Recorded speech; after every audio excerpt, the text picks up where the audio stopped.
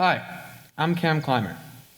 Thank you for coming, whether you are attending in person or virtually. So, a little bit about me and the time-honored presenting tradition. Outside of school, of course, I'm a senior at BHS, as you all know. Outside of school, I'm a boxer. I like to hike and camp, listen to music, and like most teenagers, hang out with my friends. Here at BHS, I've been a part of the tennis and ski teams, some honor societies, student council, and a member of DECA, which is a business club, for 4 years. I was also the president of DECA this year. I'm also an IB student.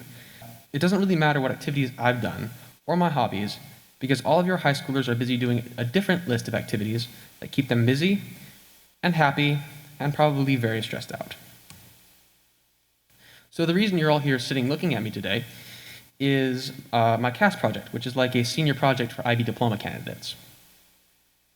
I wrote a graphic novel, which, as you know, is a fancy modern name for a comic book.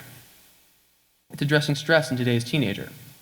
It's designed to be a tool for parents and kids to talk to each other about what the world of a high school student looks like. It's available on Kindle. The jerks made me charge $1.99 for it, but proceeds will be going to the Youth Mental Health Project, which is a nonprofit that supports, as you can tell, youth mental health. I think it'll also be available as a handout tonight and through counseling, and as a Google Meet through the district. Hi, Luna. There you are. In a few weeks, I'll be putting a version on Kindle that doesn't have COVID in it, so that it can be used for future high school students, if you have younger kids. I've been asked to talk a little bit about teenage stress from a kid's point of view, but I've also come armed with some fancy statistics. According to data from the CDC, National Institute of Health, and independent researchers, teenagers are healthier, wealthier, more successful, more likely to stay in school, and safer than ever before. However, depression, anxiety, and anger are worse than ever before, as well in a corresponding curve.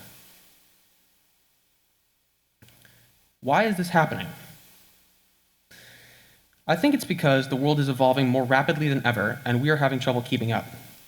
You know that phrase, "stop the world, I want to get off"?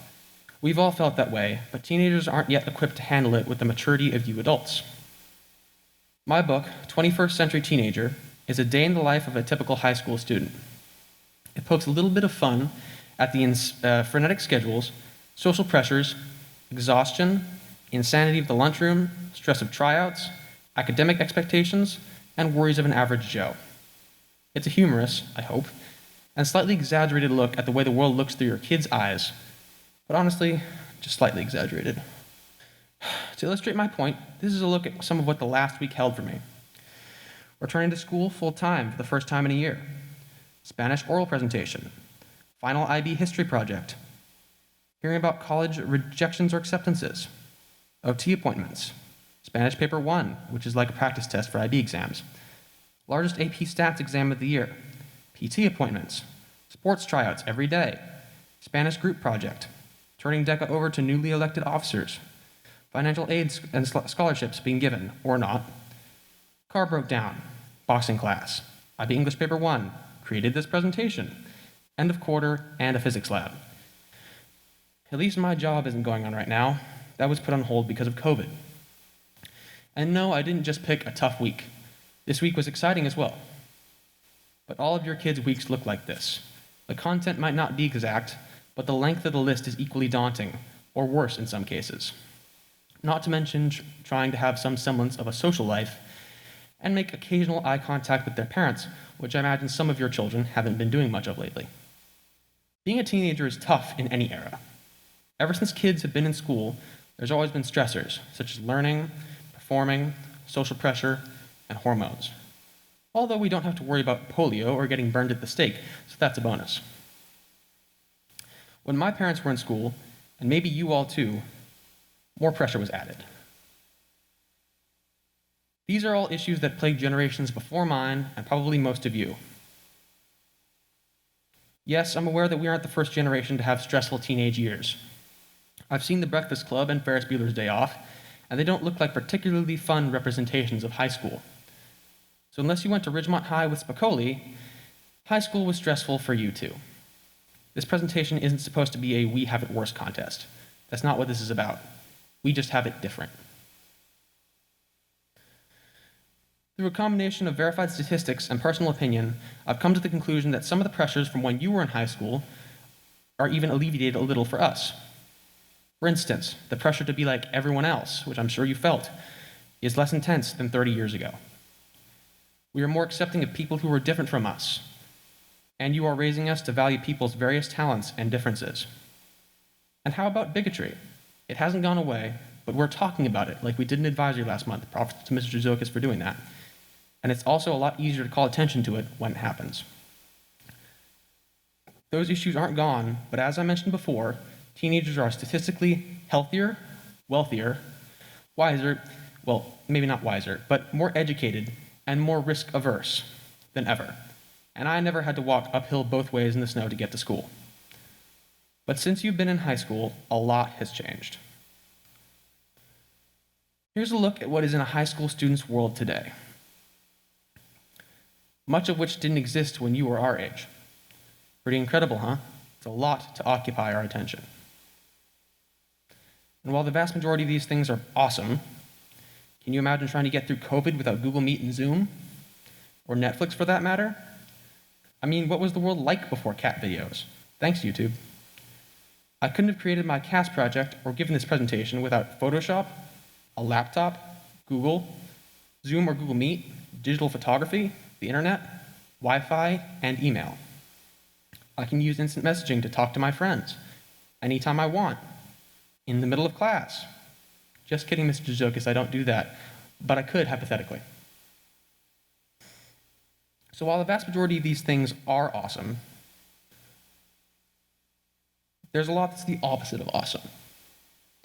One example, the rising cost of college, which I'm sure is just as stressful or more stressful to you parents. Private colleges have increased in cost almost 150% using $1990. And public colleges, they've gone up over 200%. Not only are they more expensive, it's harder to get admitted to the brand name schools. And now we're being told that graduate school is almost required. A 4-year degree isn't enough. And we may be safer and healthier, but with constant internet access and 24-hour feeds on our phones, we can't escape from the pandemic, world strife, financial instability, climate warnings, people at school who bother or bully us, terrorism, political friction, school shootings and bomb threats, and at-risk youth. We may be safer, but we certainly don't feel safer. I'll give you a minute to let your imaginations run wild. You've seen how these things can harm your child. Social media, for example, it allows us to stay connected and it's entertaining, sometimes too entertaining. It can be a time waster. Cat videos, am I right? It can be divisive. Anonymity breeds contempt. Contrary to what Aesop said, people say things they'd never say online they'd never say to someone's face. It can be a weapon. With cyberbullying, we can't get away from the tormentors that follow us home and hurt us both online and at school. Another thing is how we are constantly confronted with images of beautiful people, whether they've been photoshopped or not, and the perfect lives of people far away and of our own classmates. And they are so distorted. Of course, people don't post their college denials, ugly breakups, insecurities, failed tests, bad hair days, and unrequited crushes on their Snapchat or Instagram stories. With social media, everything we do is documented. Forever. Would you want someone to have made a movie out of everything you did in high school? Like I said, I saw those 80s movies. I know what you were up to. And while it's great that everything is online, if you don't have Wi-Fi, and not everyone does, the cards are stacked against you in an enormous fashion. Plagiarism is both a bigger risk and temptation. It's a risk because you can write a paper that you think is original, but turn it in and find a similar work, even if you're innocent. And it's a temptation because you can pay someone to write a paper for you, or find samples of anything you want, online. There's also less parental control over what our kids are exposed to, because access to everything is in the palm of our hands with our smartphones. How about the Common App? It's made college applications so much easier, but that has made the number of schools that each kid applies to skyrocket. More kids are attending college than ever before, which increases competition across the board, and with the Common App, kids are applying to schools that they have no intention of attending, making it hard for those truly interested to get in. In about 10 years, the acceptance rate for the top 50 colleges in the United States has dropped an average of 15%. For example, Tufts went from 27 to 15%, and BU went from 54% to 18% acceptance rate in the past 15 years, which makes kids and parents feel like the pressure to have perfect grades and even more enrichment activities like summer internships and courses. It's pretty clear to us that what was considered successful 25 years ago doesn't cut it now, so we feel pretty insecure too. Tonight I've talked about the who, your high schoolers, the what, the pressure and stress, the when, the 2020s, the where, everywhere, it's not just Bedford, and my peers and I recognize that we're the lucky ones. We're lucky to have access to a great education, regular meals, Wi-Fi, and supportive families. After all, you're all here because you care. But that doesn't make it necessarily easy when you're living through it. And the why. I hope I've given you some perspective into how we view our world, and why, in my expert opinion, we appear inattentive, frustrated, frightened, ridiculously moody, and very, very stressed. But I'd like to close with how. How do you help your teenager survive, or even thrive, being a high schooler in the 21st century? In a highly scientific exercise, I asked my classmates, your children, that very question. Here's some of what they had to say. Now, don't shoot the messenger. I know that every family is different, but this is what I heard over and over again. Listen without immediately giving your advice. In other words, hear your kids out. Don't forget to point out what we do right, because it's your job to point out what's wrong, and that's what we feel like we hear the most. Be open-minded. Frequent suggestions involve giving your child untold sums of money, but I think we can disregard that one. I have some very opportunistic friends. Respect our boundaries. Let us come to you. Give us time and space to work through problems on our own, and give us some privacy. Trust us. Let your child find their own balance with responsibilities and time management skills. Let us make mistakes while we're still home and not at college, where we can learn from them safely. Let us figure out who we are, not who you expect us to be.